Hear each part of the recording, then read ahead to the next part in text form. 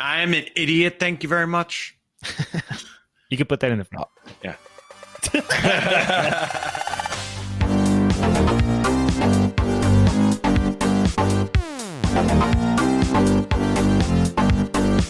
Hello, everyone. My name is Adam Ruthless Levy.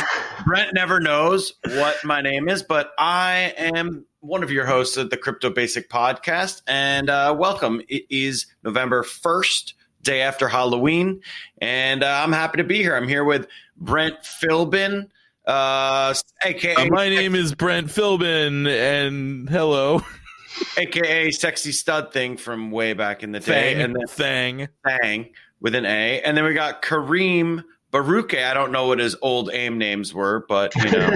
But hey, Kareem is not old enough to use AIM. Did you ever use AIM, Kareem? I did. You did? Yes. Damn, you were like 10 years old when that came out.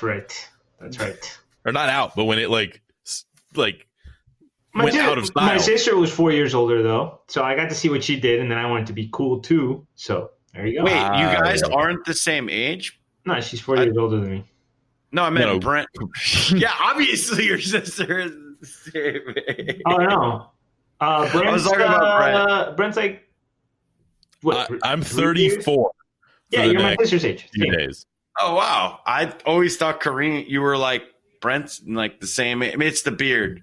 You know, the beard. No, it doesn't. For me, hey, when I had a beard, people were like, it was either I was 5 years younger or 5 years older. Like either way, they just were like, oh, you're super young, you just have a beard, or you're super old. It was never actually what I was. Yeah, well, Kareem has had that beard since he was 16 years old, playing in our illegal poker games. So, not this beard. Fair enough. Yeah, it was pretty close though. Anyway. So yeah, hey, welcome everybody. So we said it's Halloween. What do you guys wear? We're recording on Halloween. What are you guys wearing tonight? I'm gonna be. I actually just figured out like 10 minutes ago. I'm gonna be the disco guy emoji, which is my favorite emoji, anyways. And I have some sweet disco shirt, and I have a mustache, and I'm gonna wear a chain, and it'll be good enough. Are you gonna do it in yellow face? You do know that you can change tones of the emoji to your face, right, Brent? Come on, Brent. I'm not an emoji expert. Oh my God. All my emojis are yellow. This guy talks about like how he's got all these like cool tech gadgets and stuff, but he doesn't know that emojis have shades of people's actual faces. Yeah, this is Apple 2019. Adam, this is Apple talk, okay? Samsung doesn't play these identity politics. Samsung. They don't care. They're just here we go. All the faces are yellow. That's it. Oh man.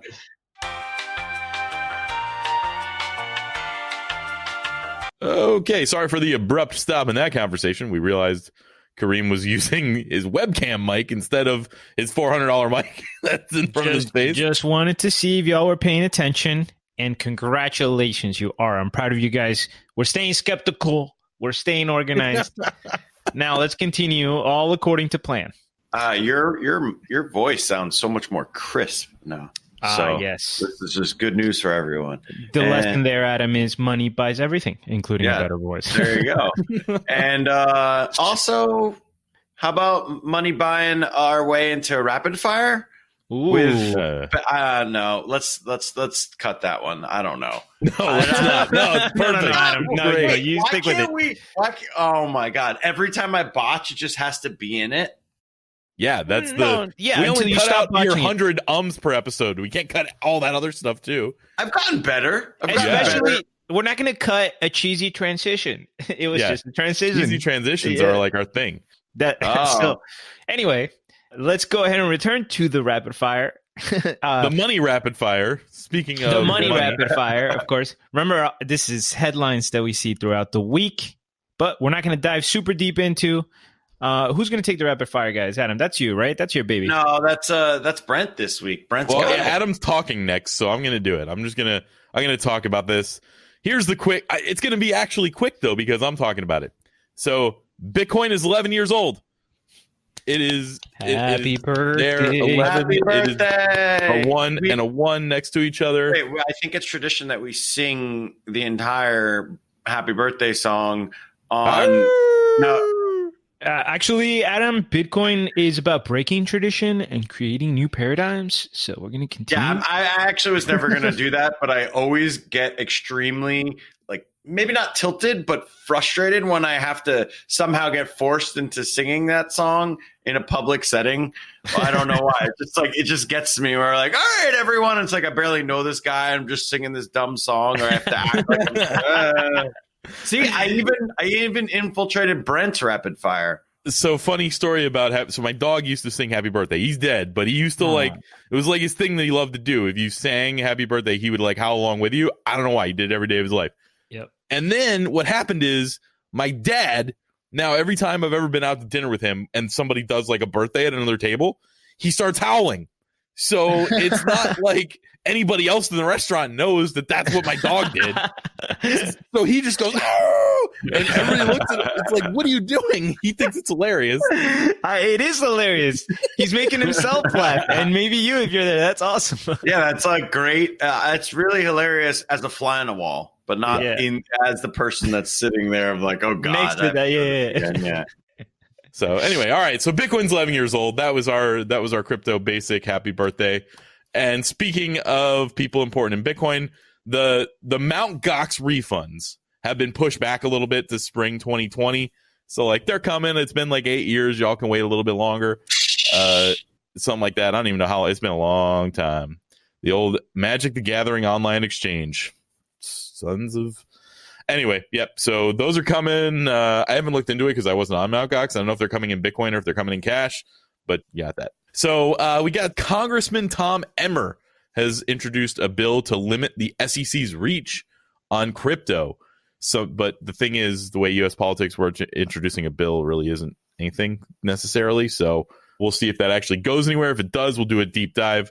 For now, it's just some guy putting in a bill, and that's what happens.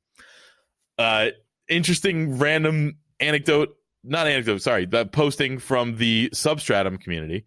They were able to dig up. Remember how we always said that Justin Tab took the funds from Substratum and bought a house? Mm-hmm. Well, it actually was a $1.5 million mansion that he bought. And they found the property on the public records or whatever.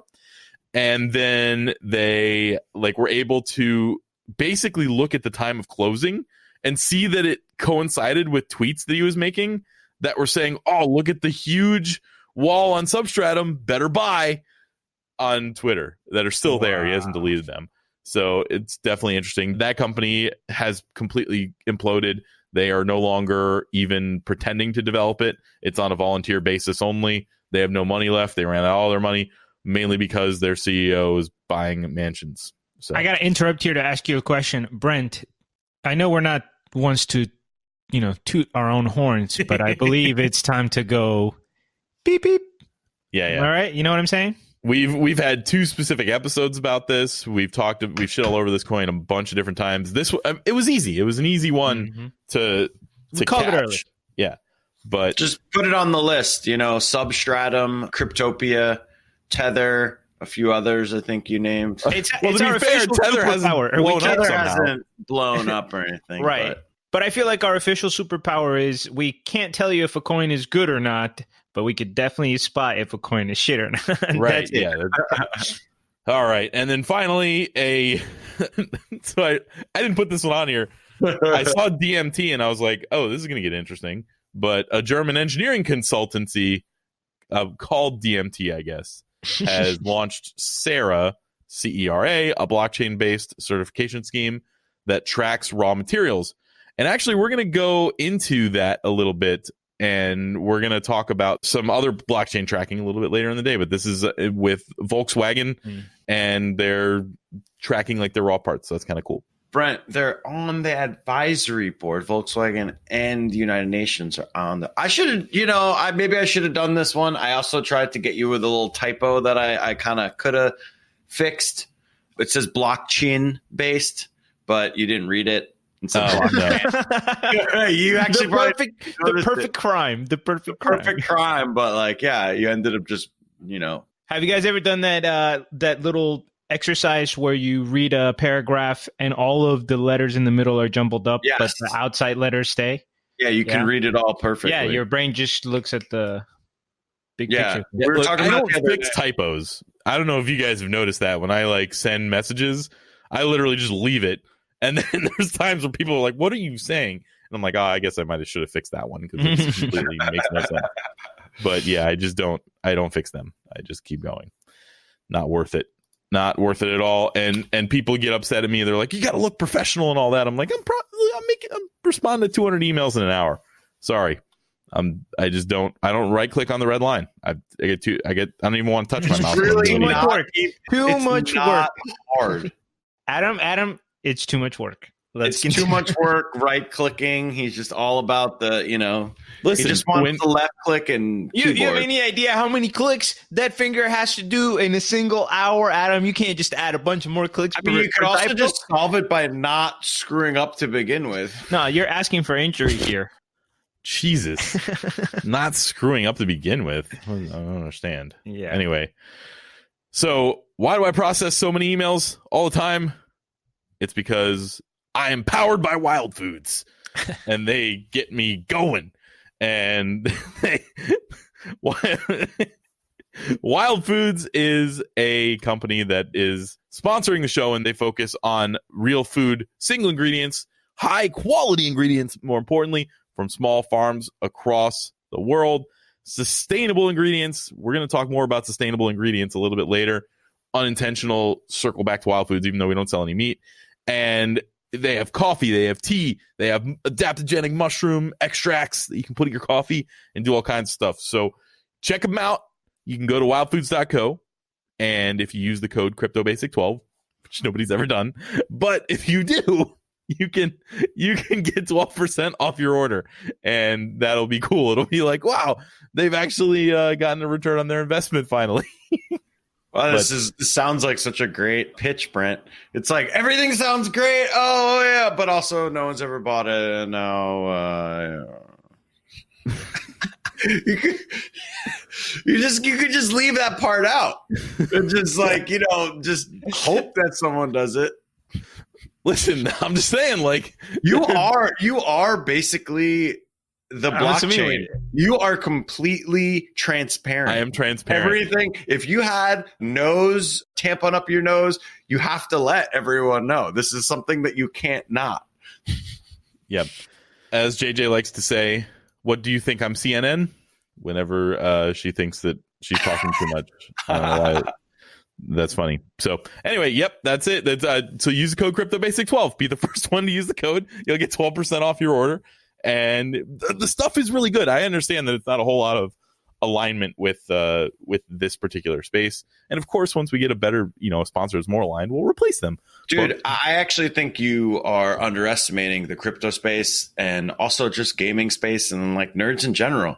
They like cool shit that helps their brain out, like nootropics, which the cocoa tropics mushrooms are. Yes, that's what mushrooms. There's a lot of things. Coffee is great to fast with. I look at data, Adam. The data is that our listeners don't like it so far, but we're going to fix that. It's going to happen. Brent, I brought you out of it. He did. Why did you? And then you just pushed down again. Oh my God. This is the longest ad of all time. Okay. Oh my God. This has to be edited. All right. So yeah, anyway, wildfoods.co, CryptoBasic12 for 12% off your order. You can get that real food to you real fast. So, all right. Let's talk about Uber, boys. All right. So Uber is creating its own payment service called Uber Money. They really went on a limb for that one with the originality of it. So on Monday of this week, October 28th, Uber launched its own payment service, and it's initially aimed towards its 4 million drivers. It's not available to the people who actually want the Ubers, only the drivers right now. And it's actually good because you can store money, track transaction history, make electronic payments. But one of the cool features is it has overdraft protection of up to $100. So if you're someone who's just flat broke and like, I need to, Uber, but I need to get gas in my car to Uber, then it will allow you to kind of get started by giving you up to $100 instead of like a high interest loan or something is what they said. And I mean, do you want to get your paycheck up to an hour early? Swipe up. There you go. I mean, I kind of get it though, because a lot of the reasons why someone might start driving for Uber is because they need money. So all of a sudden, if they have to put $70 worth of freaking gas in there or something, That's a good point. just to drive, it's kind of irritating. And then I assume they can, pay it back as they go.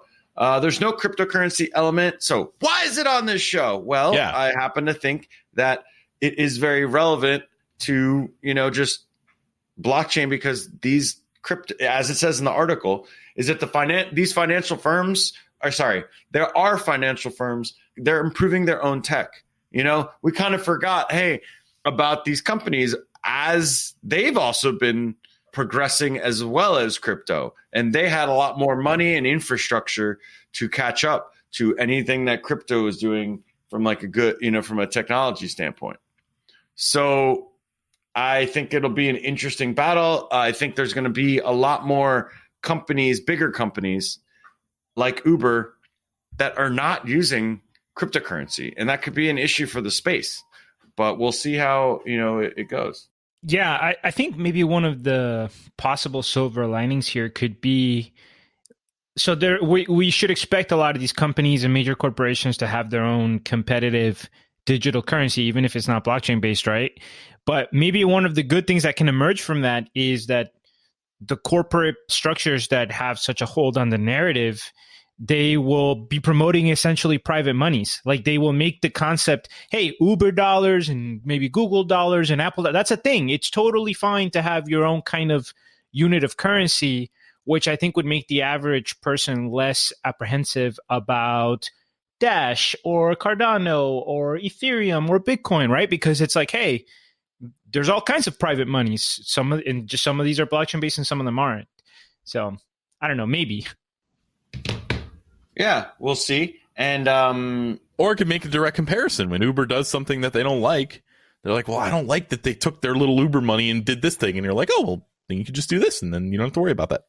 Well, so they were talking about, Peter Hazelhurst, I have no idea to say that last name, but what's new? He's the head of Uber Money. He actually told CNBC that he wanted to help everybody understand there's a new part of Uber focused on financial services. And the mission was to kind of like give people access to the type of financial service they were excluded from. So actually talking about like banking the unbanked in spots where there's Uber, but maybe not, like these people don't have banks, which seems kind of, I guess that's possible. Maybe in India or something. Yeah. I'd be so scared to put my money in Uber coin, because they're like barely functioning as a company as it is. They're operating in the red, not in the way that like Amazon's operating in the red, but they're like constantly in need of more funding, or else they're going to go broke. And look, at the end of the day, this is about like interest, right? The interest of Bitcoin and the Bitcoin network are Bitcoin.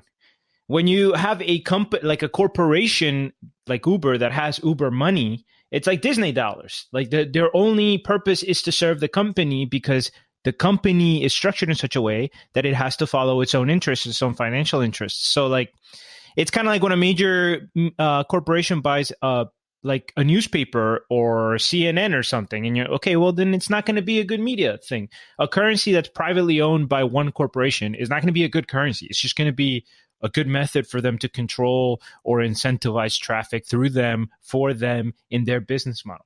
Yeah, I agree.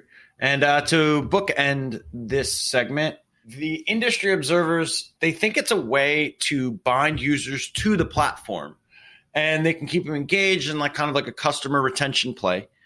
And I think it's a really good, interesting point. And I think they actually, in the article, they said super apps, which I didn't really exactly get what they meant. Like they used in quotation, like trying to create a super app. And I think essentially it's saying, hey, I'm Uber. Now you have a bank account here, and maybe you can actually use that money for Uber Eats. And then maybe you can use it for something else. And then maybe you can use it for, another partnership with another big company. So I think it's going to be some weird, maybe in 3 to 5 years, everyone's just going to have, instead of using iPhone or like everyone's just going to use everything through Uber, or everything's going to use something through Amazon or Apple or something. It should be interesting. Well, I random anecdote of how this actually works in a place where I was fine with it. There's a place here called Pinballs in Austin, and they're like a Dave and Buster's, but the cards, you can use them to buy alcohol. So when you like load your gaming card, you can still use the dollars to like go get your beer or go get your food or whatever. So they've done that successfully in their own little ecosystem. Amazon's done it successfully, so who knows? Amazon, this little pinball bar. I mean, they're tracking, upwards, both of them. No, but yeah, it's like the Dave and Buster's model. Always Sunny is. Remember Patty's Bucks? If you guys ever watch Always Sunny, they had an entire episode where they try to. I think they're at like a Dave and Buster's, and they're like, "Oh, this is genius! You just trap everybody in," but they give out the money for free, so they just end up giving a bunch of free alcohol when people go cash it in. That's funny.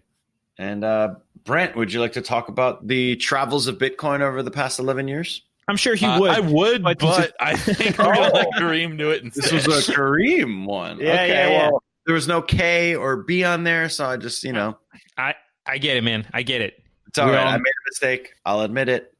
Good luck, Kareem. All right. So Bitcoin turns 11 today, October 31st. So you're listening to this on the 1st of next month, of course, but we are recording on October 31st. Today is when Bitcoin turns 11 years old. And Coinbase published a blog post where they were just talking about the history of Bitcoin and a couple of signs that point to the growth of Bitcoin. And it was kind of cool. It was putting it in some historical context. So I wanted to share some of the more interesting stats, share our thoughts, etc., etc. So as a reminder, the Bitcoin white paper was published October 31st, 2008. We don't know anything about the creator other than that it wasn't Craig Wright. Yeah, that's pretty much the only data point we have. That's the only data point we have. Could have been you. Could have been me. Yeah. Definitely not him. Maybe the creator hasn't been born. We just know that it wasn't Craig Wright. But anyway, comparisons with other technology. Okay. Email. Well, let's start with the TV. The TV was invented in 1927. By the end of the 1940s, so almost 20 years later, only 2% of families in America owned a TV. And email, which was invented in 1972 and is free, right? You don't wow. By Al Gore. by Al Gore. Who does about as much for that as Craig Wright did for Bitcoin. It was invented in 1972. It took until 1997, so that's more than 20 years, to surpass 10 million users. 10 million people using email. So how does that compare with Bitcoin? Well, Bitcoin was invented in 2008. And by 2019, it's got 27 million users in the US, which is about 9% of the population. So that's only 10 years. We see exponential growth. Of course, you might be thinking, if you're listening to this, there's some caveats, and it's because it's not just because of Bitcoin itself. Bitcoin is building on the other technologies, right? The existing infrastructure allows it to move quicker. If Bitcoin was invented in 1972, I'm pretty sure it wouldn't have gotten 27 million users that quickly. But still, it just shows the really rapid growth. That's crazy, though, to see the tech comparisons. When you really view it that way, yeah, okay. Maybe some people, not everyone, is like Bitcoin for at least for a while. People were like, maybe Bitcoin is just like a scam or whatever it is. But it seems like it's definitely a legitimate technology at this point. And to see that rate within 11 years compared to 25 years, I mean, that's crazy that email was made in 1972. However, I will say that it's a little unfair because we live in a different world. The 25 years between 72 and 1997 compared to the technology advancements, like pale in comparison to technology advancements. 2008, I can't even I don't think were iPhones out then. Maybe iPhone 1 was. No. Yeah, you're absolutely right. You're 100%. And that this is exactly, when we're talking about the infrastructure being there, like cryptocurrency gets to deploy faster into the world because of the infrastructure, societal infrastructure that was built with the internet, with TV, with cable, with communications, the fact that we can all, you know what I mean? Like, absolutely. Bitcoin is born into a world more ready for change than, let's say, for example, email. And it just keeps getting exponential. Yeah. It's kind of crazy. What is the next big thing going to take 2 years for 100 million people to start using? I don't know. It certainly feels that way. I mean, I was actually thinking about this when we were, think about it this way. It seems kind of silly to say, but let's pretend that the TV hadn't been invented. Like, we're in some alternate reality where cryptocurrency already exists and we had the internet and stuff, but like television wasn't invented. If TV came out today, how long before millions and millions and millions of people have TV? You know what I mean? Like, immediately, like, because everybody would find out about it immediately because of the internet and be like, I want that thing. It would take. Actually, I don't know, because like, depending on what we're thinking about as TV, we already have the internet and YouTube and stuff. Like, that's kind of like backwards. People are getting rid of it. You're right. That's a great point. I think when Kareem says TV, I think he more means like some TV sort of shows, or I don't know, like. Well, do you mean like something that's like a portable technology that was, basically TV was. Yeah, I'm not. It's I get. Look. All I'm saying is that yes, you're right to point out they're coming into different worlds, right? And the new technologies that come into this world just can spread easier. It's easier to move around. It's easier for the information to spread. Things become more accessible. So So to your point, though, let's say that there was no big screen option. It was either like you had a mobile phone and you had a movie theater. If there was something that was in between like that for whatever reason wasn't invented, I think it would catch on and people would be like, whoa, like I don't have to I can sit on my couch and I can also not it would definitely catch on very rapidly. Yeah. It happened actually. Do you know what White Claws are? Yeah. Yeah. Of course, Kareem knows what White Claws are. They're his favorite drink. Well, what's fucking crazy is 3 months ago, none of us knew what it was. I mean, maybe one of us did, but like we'll say 6 months for sure. And it's crazy how connected we are, even though we try to disconnect and, we'll still somehow, even when you go out, like there will be effects from, the internet and how like social media and everything that we will see in person very fast, like birds or, Dude, there's no question about it. And even beyond technology, even things such as supply routes, right? Like, let's say that this new product, whatever, the portable TV thing, whatever it is, that it's created somewhere. If that product is popular enough that it wants to go to market, how hard is it to get it to almost every country between Amazon and Walmart and all these international shipping like giants and all this? Like, it's not hard to get things moved around the world. You fill out some forms, you press a button, and then there you go. It goes everywhere. Everything's already in its way, and you can get it there very quickly. We forget, but like the original Amazon was Sears, and the guy got the idea because he was working on the railroads. So it was the first like connection between cities, and he's like, oh, snap. So he was like, if I remember correctly, he started putting a catalog, just selling watches to different stops. And he was one of the first person that could quickly go from city to city. And that's how Sears blew up. Wow. Like the first person to take advantage of the new existing infrastructure. So no question, these things stack. And that's what makes it so powerful. All right. I want to keep going with some more interesting observations. Google Trends, which of course is a good source of gauging interest. Some caveats that we'll add later. But according to Google Trends, interest for Bitcoin has been spreading globally, and the countries with the highest relative interest have actually been taking turns. Like, it's like the idea blows up in different countries. So just to show you an example, in 2009, the highest relative interest in Google Trends for Bitcoin was Austria. Then in 2010, it was Kazakhstan. In 2011, it was Estonia. In 2012, it was Finland. In 2015, it was Ghana. In 2016, it was Nigeria. In 2017, it was South Africa, right? So we're seeing the idea spread and the interest blow up in different areas. And here in America specifically, in 2018, Bitcoin was Googled more than either royal wedding or election results. Now, the caveat I would add is I'm sure a lot of us put in Bitcoin to get to something else. It's not like we're looking, hey, what is Bitcoin, right? But whatever. The bottom line is That technically counts, I'd say. Yeah, it's not as specific as those other two things, but it's still within the umbrella of Bitcoin. yeah. All right, so there are currently 55,000 computers in 96 countries that are running a full node. So pretty distributed network. I have some very interesting statistics on that in a little bit. But also they mentioned that if over the last 4 years you had dollar cost average $10 a month, if you bought $10 a month in Bitcoin starting in October 2015, your yield would be 595%. So your $480 investment would be equal to $3,337. Wow. I will pause to remind you here that the source of this article is is Coinbase, who makes money when you buy Bitcoin. So whatever. The fact's still there, but just be mindful of who's writing this article. However, another interesting thing that we've seen this year, one of the theses of Bitcoin, I think, has been proven true a little bit. And that is that it's going to provide a global form of currency for people in economic turbulence.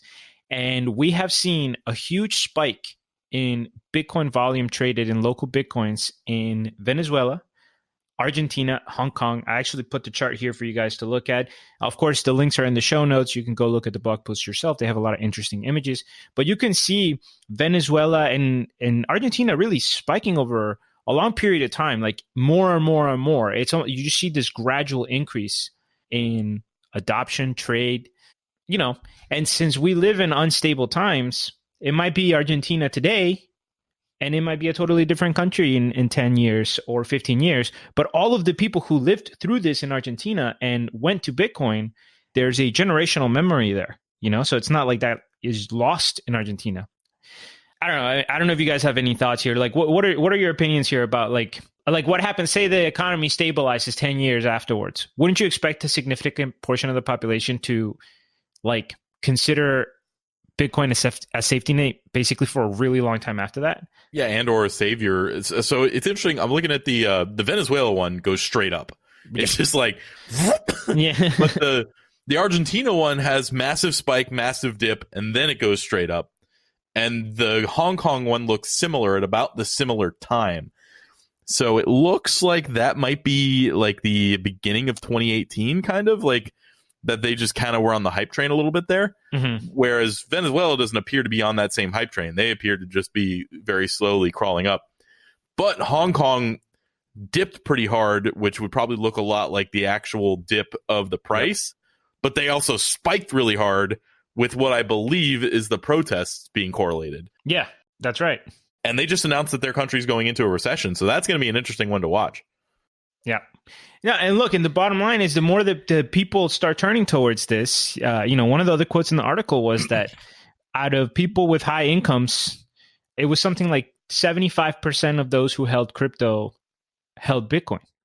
So this is expanding. This is becoming really, really that kind of global thesis, I think, is starting to play out. All right. I just wanted to mention that in compared with Venezuela, Argentina, or Hong Kong, Venezuela is 242 million. And Hong Kong and Argentina are 17 and 8 million. So it's like pale in comparison for how much is being poured into Venezuela comparatively. And right. It makes it even more dramatic. That's a great point. That's kind of a crazy rise that it just had from like 2016, early 2017 or something, where it's just basically straight up, and now it's kind of been dipping a little bit. But yeah, it's just, this is kind of what happens when economies maybe go to shit. And just to add to Domino's effect here, guys, because you just made me think, look, I'm from Colombia, so I'm kind of aware that along with the crisis in Venezuela, there's massive fleeting, right? Emigration, like people leaving the country because they're trying to find another opportunity. All of those millions of people that are leaving Venezuela are leaving behind millions of loved ones. And if they're able to manage to create new opportunities, they're going to try to find ways to send resources to these people. That's what remittances is all about, right? So it's not just that Bitcoin's blowing up in Venezuela, but that these networks that start going global have staying power. You know, like if those people are using Bitcoin to send it back to them, then they're increasing Bitcoin usage in their local community, whether they immigrated to the United States or to Colombia or to Europe. You know, you just start seeing the blockchains, basically. The dominoes, not the blockchains. There's a lot of blockchains. Yeah. All right. I just pictured like a Russell Crowe Beautiful Mind moment where you're like picturing all the blockchains happening between the people. They're so beautiful. I see them all.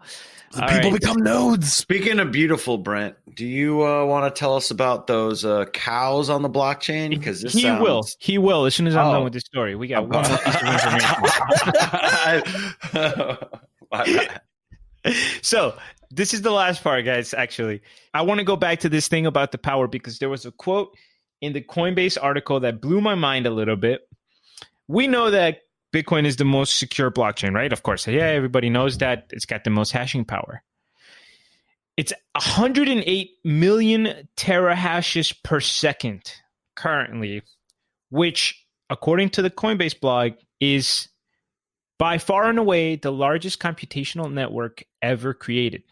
So I was like, whoa, okay, that totally sounds like it could be right, but let me just go confirm. And I started trying to dig around online. And I found all of these articles from 2013, 2015, maybe like one from 2017 that was talking about how the total computational power of Bitcoin is more powerful than the top 500 supercomputers combined many times over. It's like 8 times more or 10 times more than all the supercomputers because you have all of this computing power geared towards Bitcoin. So it's not just the fact that it's the most secure blockchain. It actually is the largest, most powerful computer network that mankind has created, which is kind of insane. Ding, ding, ding, ding, ding, ding. That's pretty nuts. Would you know what the second largest is? Did it say? No, it didn't say, but it's probably it might be Ethereum. I'm trying to do a Tron plug. Wow. It's Tron. Kareem, it's Tron. It's not Tron, but anyway. All right, so let's now, Brent, those jokes are so good that we're going to pass on the next story on to you. Cows and blockchains. Yeah, so did you ever want to get your meat put on blockchain? Of course. Well, it might just be happening. Now I was looking this up. So there's a lot of issues with supply chain stuff, more than I ever kind of really thought possible. So once I started working with Wild Foods, I learned a lot about some of the struggles on the back end of the blockchain and the stuff we need to go through to make sure our suppliers are actually doing what they say they're doing. Like when they say that like they're fair trade or they say they're organic, we have to go through more steps to see if they actually are, because a lot of people will just lie and say that they are, and they're not.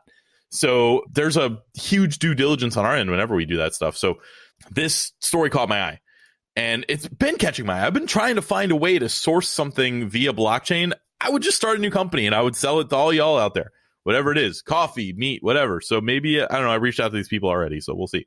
But they're being launched by a company called Wong Supermarket, which is apparently Chilean. Of course. I would never have, I don't know what's going on there. And they are creating this little app where you can scan your meat from this company called Suku, which I think is like, they put an extra U in SKU, I think is the idea there. And it's a US company that was founded by people who headed the blockchain part of Deloitte, which is like the auditing firm. So that was kind of weird that that's where they started from, but they are integrating this app with these stores in Chile, these Wong supermarkets.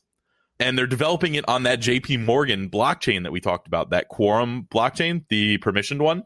So it's not decentralized or anything like that. But what they noticed, and this is a quote from the article, that you have a large group of consumers that want to buy sustainability and they want to buy transparent products from brands, but they don't do it today. They don't trust what the brands are saying. There's a $1 trillion market sitting there for companies and brands to take if they can speak the same language as those consumers. And it's true. We get tons and tons of questions, very specific ones that sometimes we don't even know the answers to. And we have to, because there are consumers who really want to know, like, who touched this? Why did they do it? So this app could even do, if you say, if I'm a meat company and I say all of our cows have antibiotics given to them, Well, now there's actually a third party that has to go in on this permission blockchain and say, yes, they all did. And whoever does the vaccinations or something. Now, obviously, there could be some corruption there or whatever, but they're signing off and saying, yes, every single one of these animals has been done. That's on the blockchain. You can see every step in the process on the app via blockchain, all the way to direct to consumer. And apparently this was because Wong is kind of like a Whole Foods in Chile. They're like the small market that has like the higher end, more organic, sustainable group of food. And they were bought by a conglomerate called Sensosud, and everybody was pissed off because this would be like Walmart buying Whole Foods or something, or like, I guess Amazon bought Whole Foods, which is kind of similar, but they're all like, they're going to ruin all of the cool little things that we liked about Wong and why we use them. And so this Suku company moved in, and they're working with this blockchain app, and apparently it's ready for deployment. This isn't like they might be doing this. They formed a partnership. They're like ready to go. So I think this is really, really sick, because also this helps with everyone, if there's vegans or people that are like, meat is so bad for you, it's hurting the environment or whatever. Well, now we can, once everything gets set up and you're like, okay, is this organic? Cool. Is this grass-fed? Cool. All right. Now let's work on the emissions aspect of it, maybe, and they can this will help kind of give guidelines, I think, at some point with an app. Like, maybe that's thinking a little too far down the road, but I think it'll be somewhat helpful. It'll be very helpful for the meat industry. I think this is a very big deal, and I'm into it. No, there's definitely a thing there. So with cows, they have a massive effect on the environment because of their methane footprint or whatever, I think. But there is a way to raise them so that they don't do that. Now, I don't know enough about it, but the way I understand it, if you do it right, you can actually use the cows to do something with each pasture and then move them so that they are on this little square area, and then they eat all the grass. And then you move them to the next one. And because they ate all the grass, now you can plant something there that wouldn't have been able to be planted before if they didn't eat the grass. And then you literally move them around your entire farm that way, but nobody does it because it's way harder than just sticking them in a pen and feeding them shit. So if you wanted that to be how your meat gets to you, and you wanted it to, there's a word for it, and I wish I knew off the top of my head. But if you wanted that to be the only kind of meat you buy, you could scan it and be like, okay, it qualifies. Cool. They're from that farm. Yeah. So yeah, I think that's super interesting. And, from a bigger trends too, I feel like this is more of that shift from just efficiency to sustainability and accountability, because it's we can be really good and efficient, but we can be too efficient, and not care about other things. Yeah, and consumers don't know. When you buy meat, you don't know whether they've been factory farmed or whether it's something else. For the most part, a very small subset of consumers do. The easier you make it, and you can literally see this meat costs $10.18, and this one costs $10.05. But I know that this one is not contributing to any sort of climate change or whatever. Yeah, or then you can make the choice.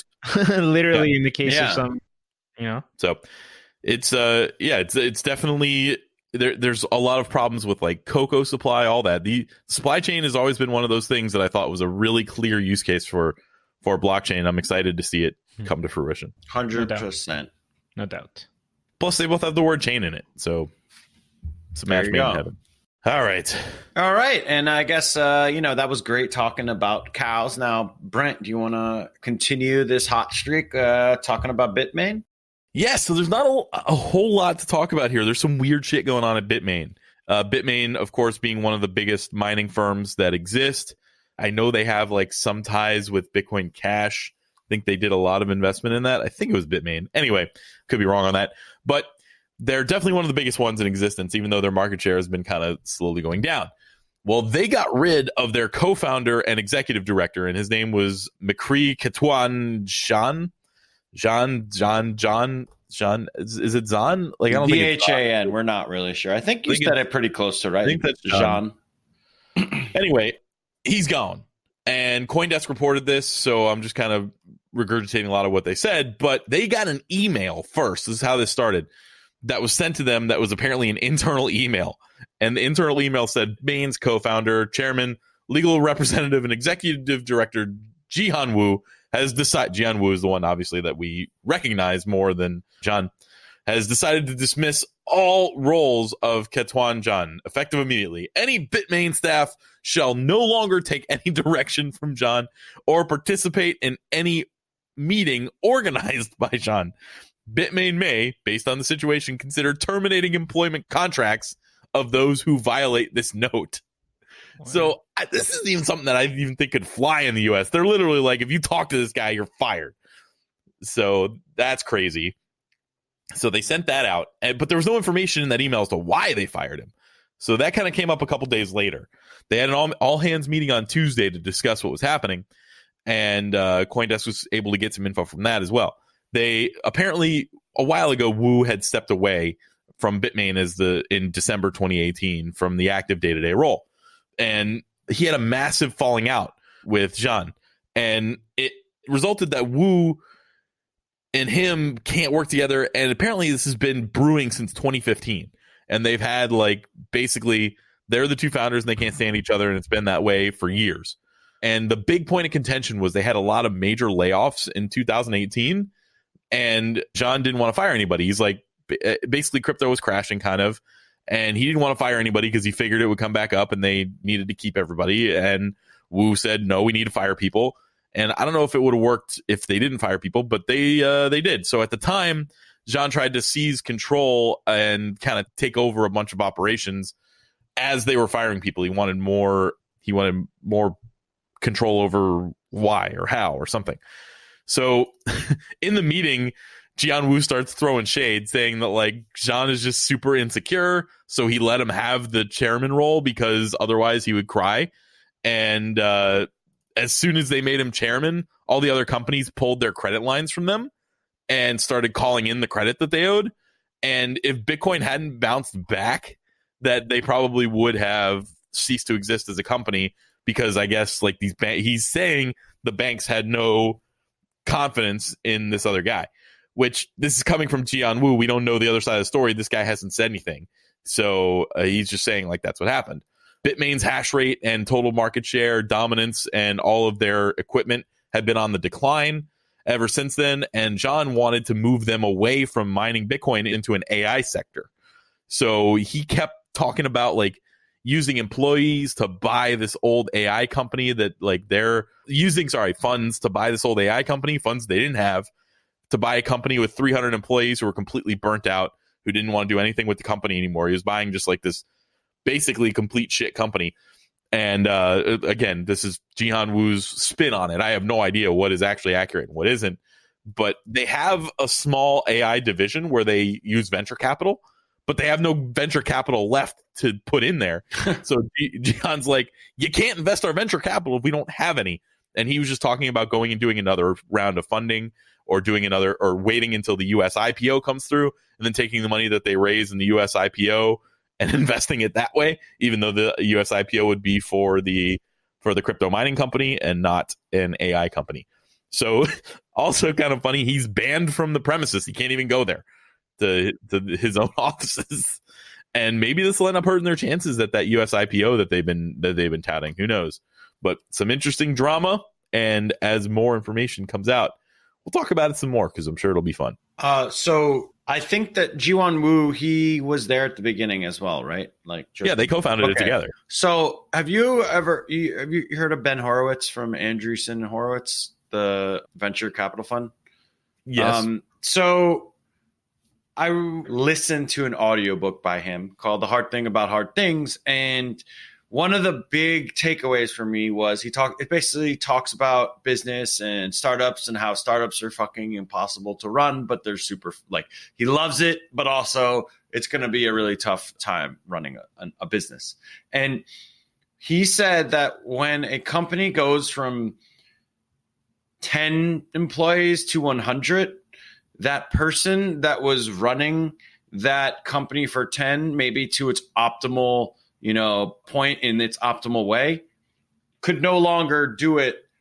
It's like you need a new person with more experience who understands how to run 100 people as opposed to 10. It's a different skill set, almost 100 to 1,000 and so on, So it kind of just feels like this guy who co-founded it all of a sudden has been, this is what kind of happens sometimes where a co-founder goes rogue because they have a huge ego attachment to it. They have other visions. And sounds like he probably should move on and start his own the AI caveat company. here is Jihan Wu is no saint. So it's not like we're talking about like Charles Hoskinson having a problem with somebody in his company. We can be like, no, Charles is doing the right thing. Jihan Wu's definitely done some things where we're like, that guy's an idiot. So I don't know what to believe here. This is just what we know so far. And it's definitely interesting that there's such strife at the upper levels. Yeah. And actually, if you really think about it, when this company was started, Bitcoin was so fringe. It's just a couple of dudes that are like, hey, let's start mining this Bitcoin thing. And then it balloons into Bitmain. So that's what I mean. It's just these 5 guys in their home office or whatever, just screwing around. And all of a sudden they're making so much money and they decide, hey, we got to try something. Let's do this. Which is and why that makes more. Him sending out or throwing shade. Maybe it's normal in Chinese business. I have no idea, but he's out there like throwing shade at people and telling them they're banned from the office. And if you talk to them, you're fired. Like that's the kind of thing that somebody who's never experienced like any sort of anything like that would do. Barstool Dave Portnoy did that a couple of weeks ago, and he got on the internet. He basically, there was a guy who. I think it was like some sort of union. There was a union debate, and he like retweeted this guy saying to Barstool, "Hey, if you guys need any help with unionizing, let me know." And then he retweeted that guy and quoted it and said, "If any of you guys talk to him, you're fired on the spot." And then he had to delete the tweet. Wow. And, so maybe China, I don't know, but it definitely happens here too. Oh, absolutely. Well, it happens here, but it's not legal, which is why he had to delete that tweet. Yeah. I mean, it's totally legal. What do you mean? The U.S. has some of the friendliest anti-union laws anywhere. Like, it probably had more to do with public perception. In the U.S., almost more than anywhere, you can get away with taking steps to prevent your employees from unionizing. Wow. Yeah, interesting. Good old Jihan Wu. Won't be the first. It won't be the last time in the news, that's for sure. Yeah. All right. That's it for that. I think it's time to investigate the world. Attention please. This is the final call.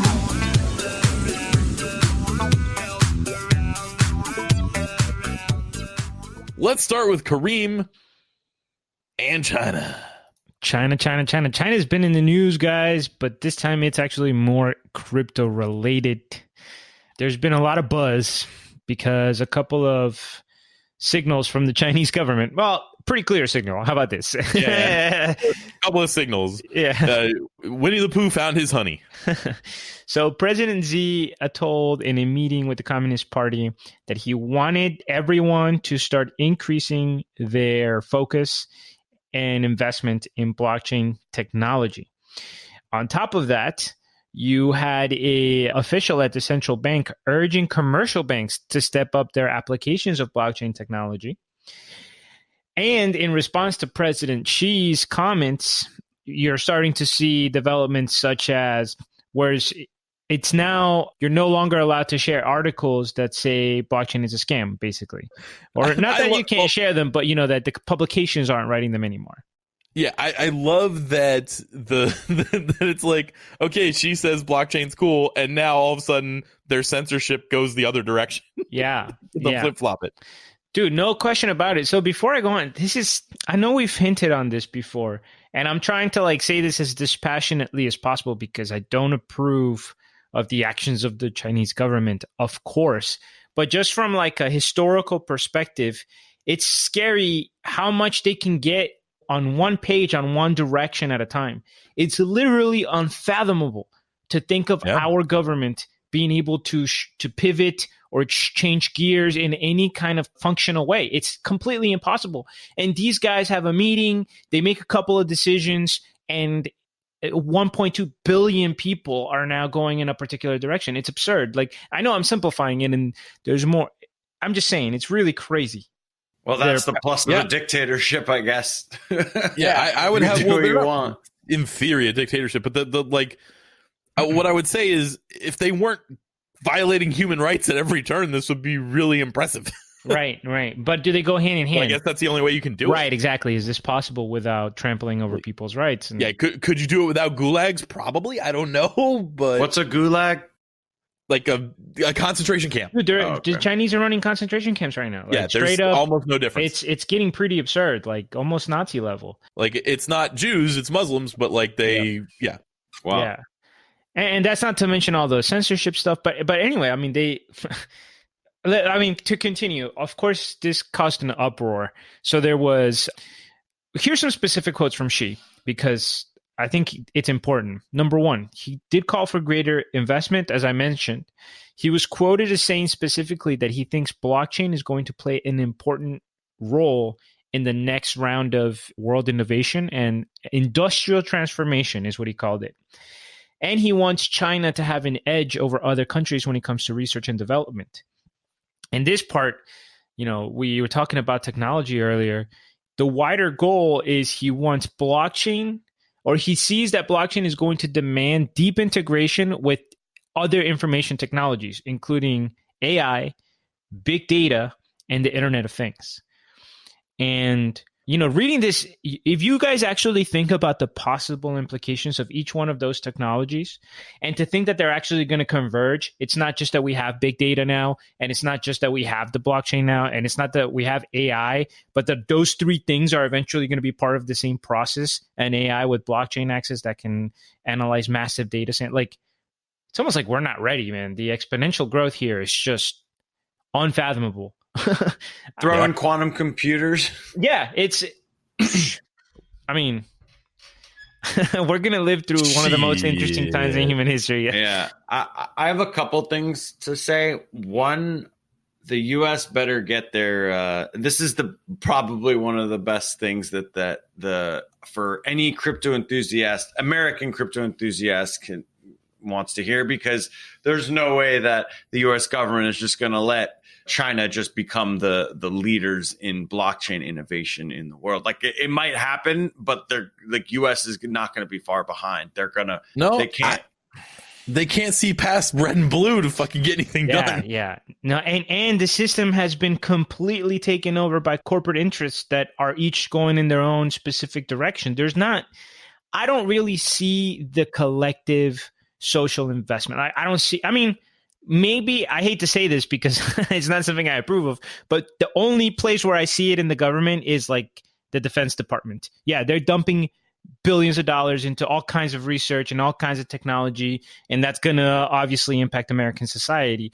But I don't really see our institutions going in one collective direction of investment right now. Well, I mean, I would think that of all the topics that seem to be red or blue, or that we've seems like crypto is one of those that is kind of on both sides. And I think a lot of the people that probably don't like it probably don't understand it as well as they should. Only currently kind of feels like it's on both sides because one side hasn't taken an opinion on it yet. Like as soon as, say, Republicans decide that they're pro-crypto, then that just means Democrats are going to decide that they're not. Yeah, and I'm not so sure about that because on the Democratic side, there's a deep distrust of financial institutions. Are the Republicans, would Republicans 20 years ago, 25 years ago say that they were pro-internet? And then Democrats would be like, no, we don't want the internet. It's just a technology. There was more crossover in vote 25 years ago, though. Like if you see like I saw a graph of it where it was like the times that the Republican/Democrat or whatever the two opposite sides were across the aisle.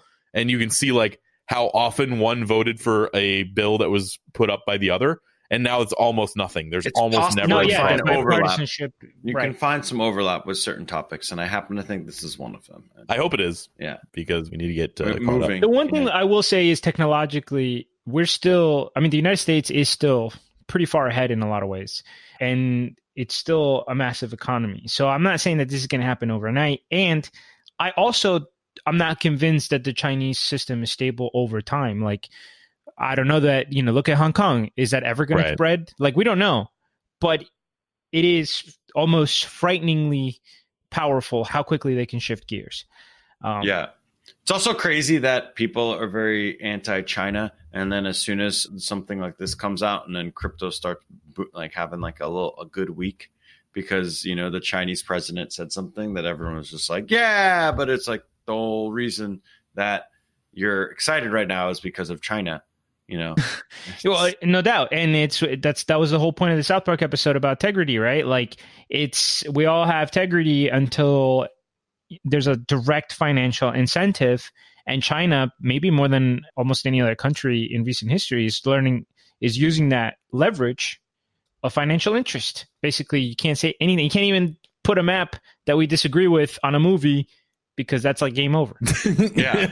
You can't even favorite a tweet or else you get banned from the country like Zed. Even if you're a musician, that has nothing to do exactly. Anyway, the last thing I will say, though, is that the response to this Chinese kind of pro blockchain comment from the market was, of course, ecstatic. They bought, crypto surged, and the Communist Party's newspaper, the People's Daily, basically tried to tamper expectations and said, hey, blockchain, here's the quote, blockchain's future is here, but we must remain rational.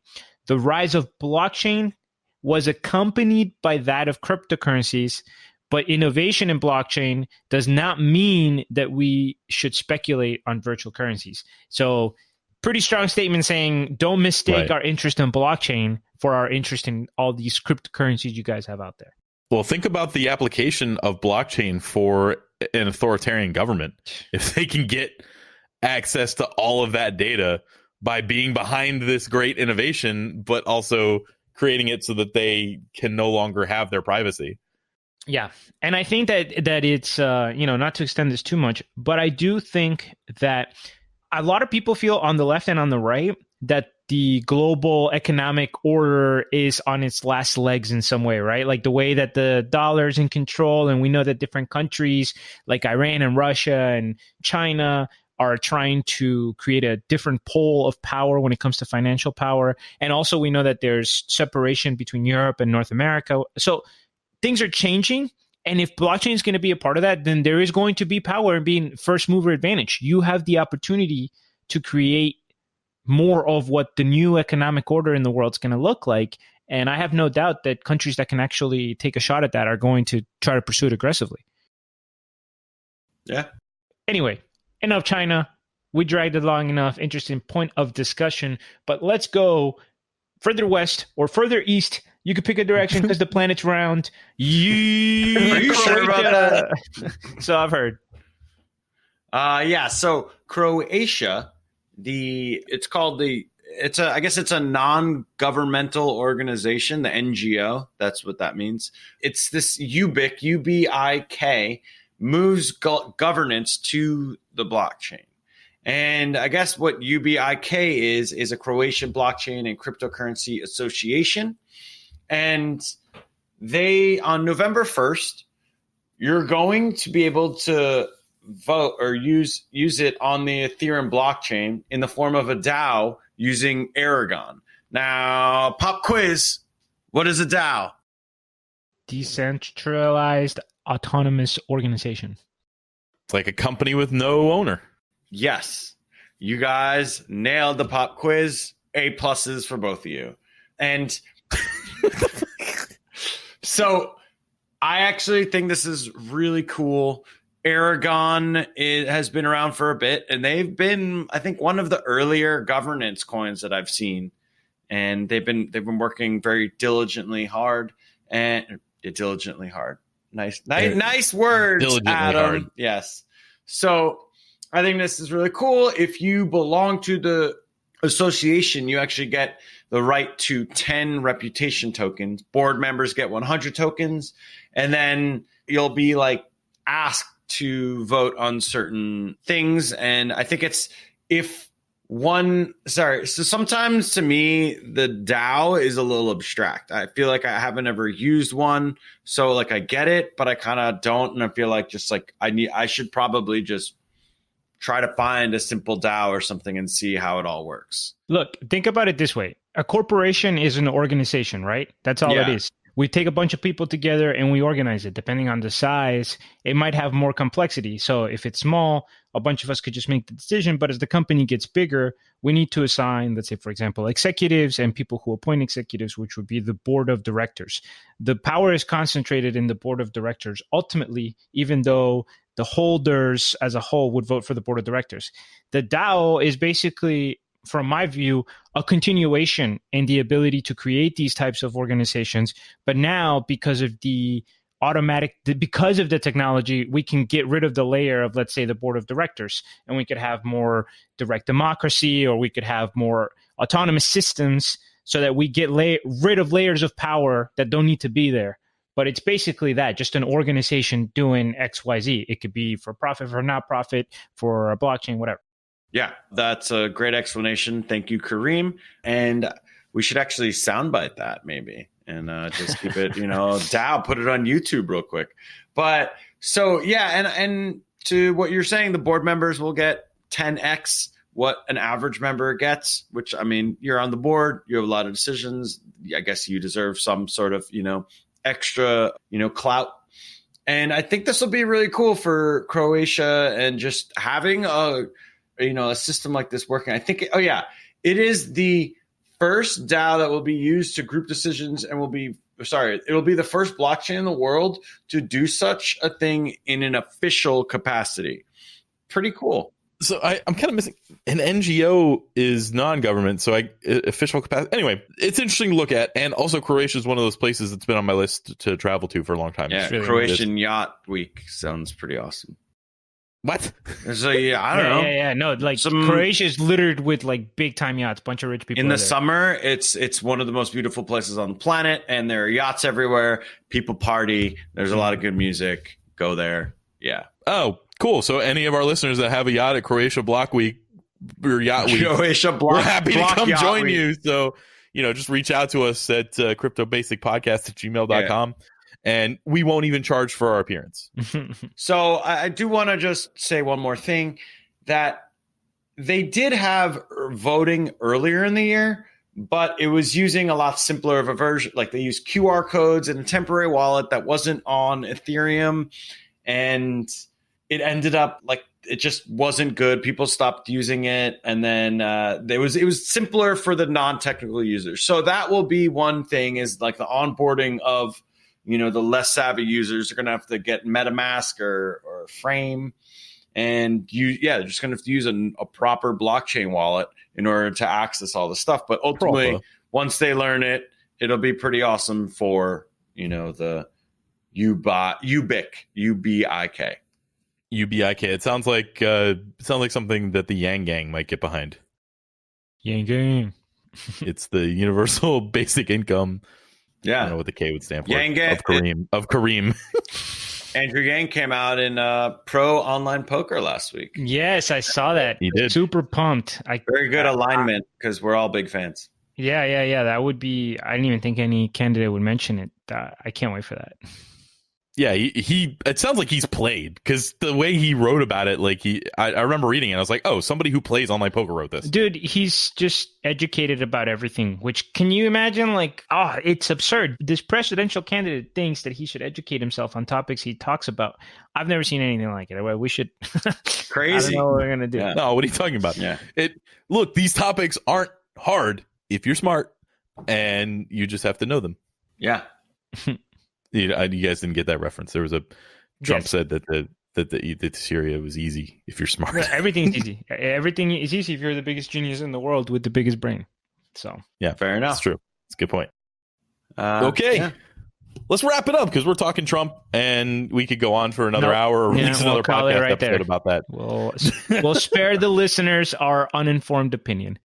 Our only negative review is because we released that one show like a year and a half ago about Trump. I don't know why we did that. I don't know why I let you do that, Kareem. Stop blaming it on me. It was your idea. I wasn't involved at the time. No, but you guys, yeah. Typical Brent with his manipulation. All right. Well, don't forget that we're not financial advisors. We are just a couple of guys that love crypto. Read some news. Patreon, right? anything to talk about? We don't have any new Patreon members, but please join the Patreon. And also, if you were waiting on those tokens, please get I might have lost your address because that took so damn long. I'm good. I'm sending out the tokens now, so please send me your engine address if you are a Patreon member, and I will get you your tokens. Send to me on Discord, on Patreon, anywhere. All right. So yes, not financial advisors. Please do your own research. Calm down when Lord Shi the Pooh says something. Maybe you don't just go crazy. I don't know, but figure it out. Do your own research, and all investments have inherent risk. We're just morons, boys. Don't you tell me how to speculate.